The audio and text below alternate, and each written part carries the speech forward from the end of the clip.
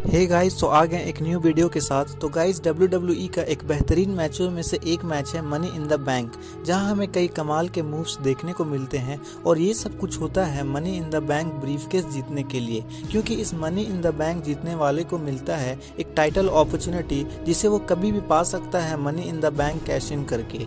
हमने कई सुपरस्टार को money in the bank cash in करके चैंपियन बनते देखा है, लेकिन कुछ ऐसे सुपरस्टार भी हैं जिसे हमने देखा है कि वो कामयाब नहीं हो पाए।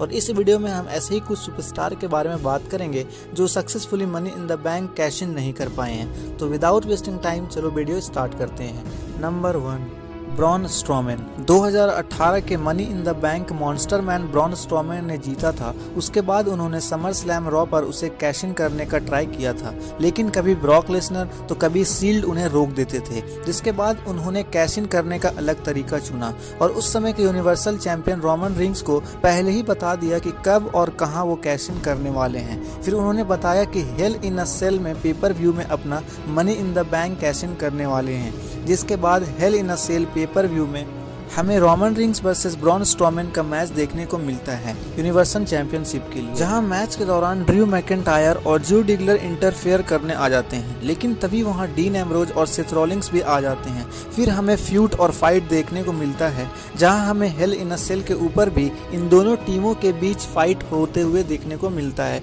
लेकिन सभी फैंस हैरान हो जाते हैं जब बीस्ट इनकार्नेट ब्रॉक लेसनर आ जाते हैं और हेल इन अ सेल का डोर तोड़कर रिंग में आ जाते हैं, जिसके बाद ब्रॉन स्ट्रोमैन और रोमन रिंग्स दोनों पर अटैक कर देते हैं। जिसके बाद वहां रेफरी आ जाते हैं और मैच को नॉन कांस्टेंट डिक्लेयर कर देते हैं, जिस वजह से वो मैच का रिजल्ट कुछ नहीं हो पाता। और इस तरह ब्रॉन स्ट्रोमैन अपना money in the bank cash in करने में असफल हो जाते हैं और एक चांस को गंवा देते हैं, और money in the bank cash in के फेल लिस्ट में नाम इनका आ जाता है। अब बात करते हैं नंबर 2, जॉन सीना। 2012 का मनी इन द बैंक जीतकर जॉन सीना ने पहले ही बता दिया था कि रॉ 1000 एपिसोड पर वो money in the bank cash in करने वाले हैं सीएम पंक पर। जिसके बाद रॉ 1000 पर हमें John Cena versus CM Punk का मैच देखने को मिला WWE चैंपियनशिप के लिए।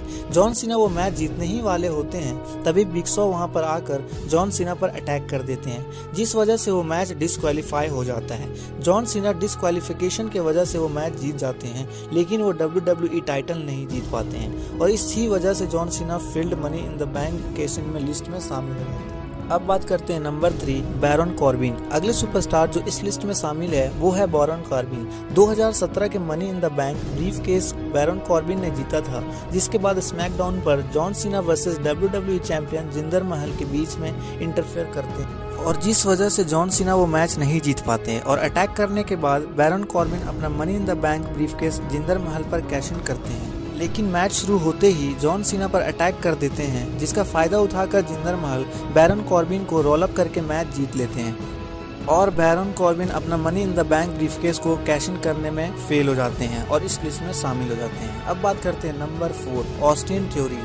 WWE में worst money in the bank cash in की बात करें तो वो ऑस्टिन थ्योरी का नाम सबसे ऊपर तो आएगा। ऑस्टिन थ्योरी का मनी इन द बैंक जीतना और कैश इन करना दोनों ही काफी सरप्राइजिंग था, क्योंकि 2022 के money in the bank ladder match में वो थे ही नहीं, बट एंड मौके पर उस मैच में ऐड कर लिए गए WWE के द्वारा, और सरप्राइजिंगली वो उस मैच को जीत भी गए। तो गाइज, इसी तरीके के वीडियो पाने के लिए हमारे इस चैनल को लाइक शेयर सब्सक्राइब जरूर करें।